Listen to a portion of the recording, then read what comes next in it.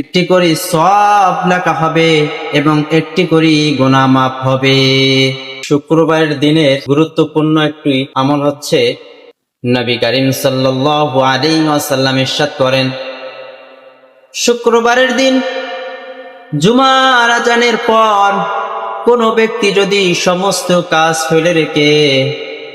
সমস্ত অজুহাত ফেলে রেখে, সমস্ত টেনশন ফেলে রেখে আজান শোনার পরে পরে উত্তম রূপে গোসল করে এবং সুন্দর কাপড় পরিধান করে এবং সুন্দর সুগন্ধি ব্যবহার করে মসজিদের দিকে রওনা হয়, তো নবী করিম সাল্লাল্লাহু আলাইহি ওয়াসাল্লাম বলেন, সেই বান্দার, সেই ব্যক্তির প্রতিটি করে কদমে একটি করে সওয়াব লেখা হবে এবং একটি করে গুনাহ মাফ হবে। তো ভাই, যেহেতু আজকে আমাদের জুমার দিন, তো চলুন আমরা সকলেই সমস্ত কাজ ফেলে রেখে আমরা নামাজের জন্য তৈরি হই এবং বেশি বেশি করে সওয়াব আদায় করি।